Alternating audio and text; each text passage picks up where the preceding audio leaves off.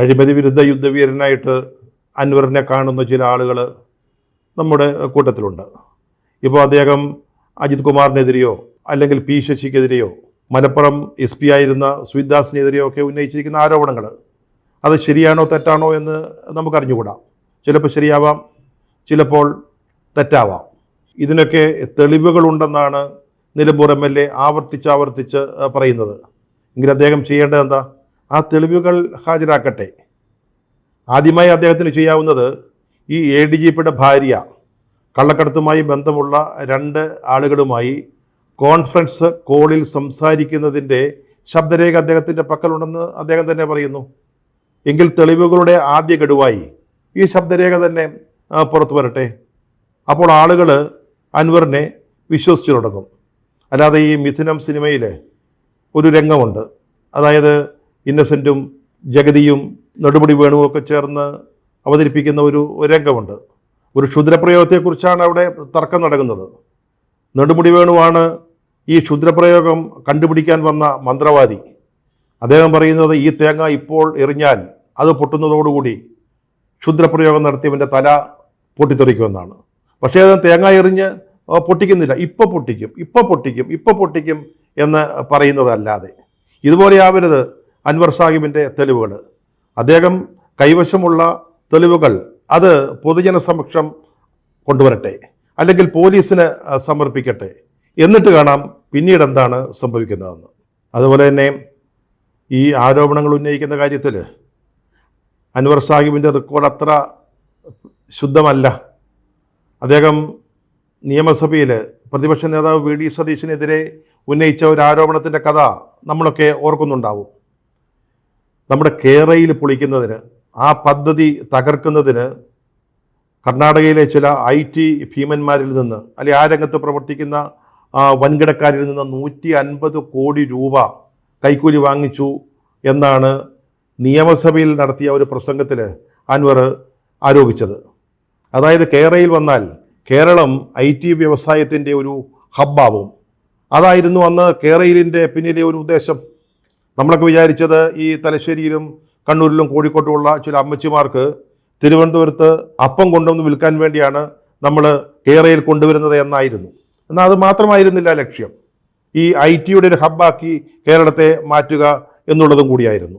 അപ്പോൾ അങ്ങനെ സംഭവിച്ചാൽ കർണാടക കേന്ദ്രമായി ഫ്ലറിഷ് ചെയ്തിരിക്കുന്ന ഈ IT വ്യവസായം തകർന്നു പോവും. അപ്പോൾ അവിടുത്തെ IT രംഗത്തെ പ്രധാനപ്പെട്ട ആളുകൾ രംഗത്തിറങ്ങി. അവർ സതീശനെ കണ്ടു. സതീശനോട് പറഞ്ഞു, എങ്ങനെയെങ്കിലും ഈ പദ്ധതി കേരളയിലൊന്ന് പൊളിച്ച് തകർത്ത് തരിപ്പണമാക്കി തരണം, അല്ലെങ്കിൽ ഞങ്ങളുടെ കച്ചവടം തീർന്നു പോകും. സതീശനത് ഏൽക്കുന്നു. അങ്ങനെ ഒരു 150 കോടി രൂപയുടെ ഒരു കച്ചവടം, ആ ഡീൽ ഉറപ്പിക്കുന്നു. ആ തുക 2 ഘട്ടങ്ങളിലായിട്ട് ചാവക്കാട് എത്തുന്നു.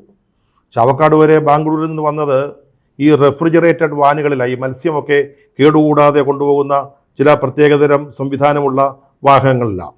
അവിടുന്ന് അത് എറണാകുളത്തേക്ക് കൊണ്ടുവരുന്നു. എറണാകുളത്ത് നിന്ന് വീണ്ടും റോഡ് മാർഗം ബാംഗ്ലൂരിലേക്ക് പോകുന്നു. ബാംഗ്ലൂരിൽ നിന്ന് വീണ്ടും കൊണ്ടുവരുന്നു. അതിൻ്റെ യുക്തി നമുക്കിതുവരെ മനസ്സിലായിട്ടില്ല. എന്തായാലും 150 കോടി രൂപ സതീശന് കിട്ടിയെന്ന കാര്യത്തിൽ അൻവറിന് യാതൊരു സംശയവുമില്ല.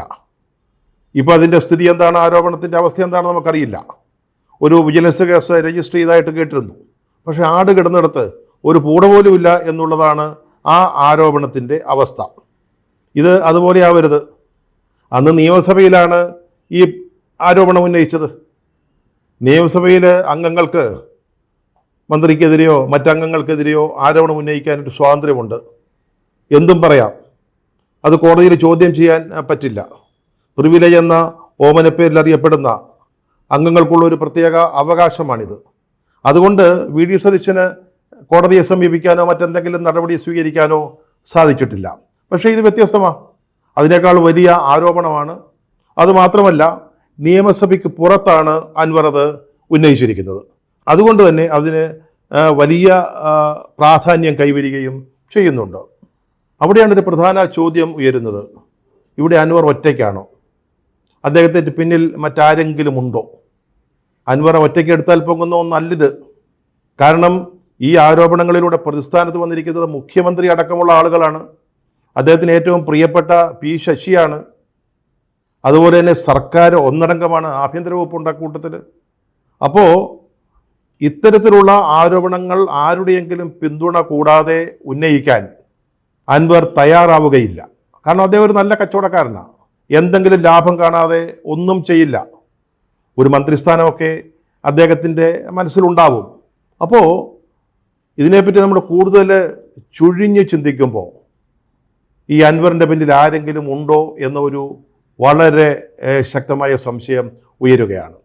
ഇതിൻ്റെ പിന്നിലെ സാഹചര്യങ്ങളൊന്ന് ശ്രദ്ധിക്കുക. ഇ പി ജയരാജൻ കേരളത്തിലെ പാർട്ടിയിലെ ഒരു ശബ്ദമായിരുന്നു. ആ ശബ്ദം ഇപ്പോൾ അസ്തമിച്ചിരിക്കുന്നു. പി കെ ശശി മറ്റൊരു പ്രമുഖനായിരുന്നു. പിണറായി വിജയന് വളരെ താല്പര്യമുള്ള വാത്സല്യമുള്ള ഒരാളായിരുന്നു. ഒത്തിരി സംരക്ഷിച്ചതാണ്. അദ്ദേഹത്തെ വെട്ടിവീഴ്ത്തി. അദ്ദേഹത്തിനിപ്പോൾ സത്യം പറഞ്ഞാൽ പാർട്ടി അംഗത്വം മാത്രമേ ഉള്ളൂ. ഇതോടെ പാർട്ടിയിൽ ഇപ്പോഴത്തെ സെക്രട്ടറി എം വി ഗോവിന്ദൻ വളരെ ശക്തിമാനായിരിക്കുകയാണ്. അദ്ദേഹം ഇ പി എ തള്ളിപ്പറഞ്ഞ പത്രസമ്മേളനം, അതായത് അദ്ദേഹത്തിനെതിരെ നടപടിയെടുക്കാൻ തീരുമാനിച്ചത് മാലോകരെ അറിയിച്ചൊരു പത്രസമ്മേളനം ഉണ്ടല്ലോ, അവിടെ അൻവറിനെ കുറിച്ച് ചോദിച്ചപ്പോൾ അദ്ദേഹത്തെ തള്ളിപ്പറയാൻ ഗോവിന്ദൻ തയ്യാറായില്ല. അതുപോലെ തന്നെ ആ പത്രസമ്മേളനത്തിൽ അദ്ദേഹം പറഞ്ഞൊരു വാചകമുണ്ട്, പാർട്ടിക്ക് മീതെ പറക്കാൻ ആരെയും അനുവദിക്കില്ല എന്നുള്ളത്. ആ പ്രഖ്യാപനം കഴിഞ്ഞതിൻ്റെ തൊട്ട് പിറ്റേന്നാണ് അൻവർ പത്രസമ്മേളനം വിളിച്ച് നമ്മൾ ഈ മേൽ പറഞ്ഞ ആഭ്യന്തര വകുപ്പിനെയും പിണറായി വിജയനെയും ഒക്കെ പ്രതിക്കൂട്ടിലാക്കുന്ന ആരോപണങ്ങൾ ഉന്നയിച്ചത് എന്നുള്ളത് ശ്രദ്ധേയമാണ്. അപ്പോൾ ഒരു ചിഹ്ന സംശയം വേണമെങ്കിൽ ഉണ്ടാവാം. പാർട്ടിയിലൊരു പൂർണ്ണ ശുദ്ധീകരണത്തിന് എം വി ഗോവിന്ദൻ കോപ്പ് കൂട്ടുകയാണോ? ആ ഒരു ഉദ്ദേശമാണോ ഇപ്പോൾ അൻവറിൻ്റെ നീക്കത്തിന് പിന്നിൽ ഉള്ളത്?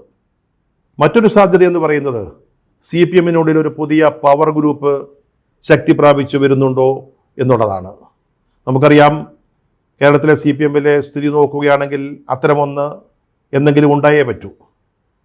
നമ്മുടെ മുഖ്യമന്ത്രിയുടെ ഏകാധിപത്യ പ്രവണത, ധിക്കാരം, ധാർഷ്ട്യം, അതുപോലെ അദ്ദേഹത്തിൻ്റെ ഒരു ഒറ്റയാൻ പോക്ക്, ഭരണത്തിൽ സംഭവിച്ചുകൊണ്ടിരിക്കുന്ന അടിക്കടി സംഭവിച്ചുകൊണ്ടിരിക്കുന്ന അപജയങ്ങൾ, പുത്രി വാത്സല്യവും പുത്രി ഭർത്താവിനോടുള്ള വാത്സല്യവും ഉണ്ടാക്കുന്ന പ്രശ്നങ്ങൾ, ഇതൊക്കെ പാർട്ടിയെ വല്ലാത്തൊരു പതനത്തിലേക്ക് നയിക്കുമെന്ന് ഒരുപക്ഷേ ലോക്സഭാ തിരഞ്ഞെടുപ്പ്, അടുത്ത നിയമസഭാ തിരഞ്ഞെടുപ്പിലും ആവർത്തിക്കുമെന്ന് ഭയപ്പെടുന്ന ഒരു വലിയ വിഭാഗം ആളുകൾ, നേതാക്കൾ, പ്രവർത്തകർ പാർട്ടിയിലുണ്ട്.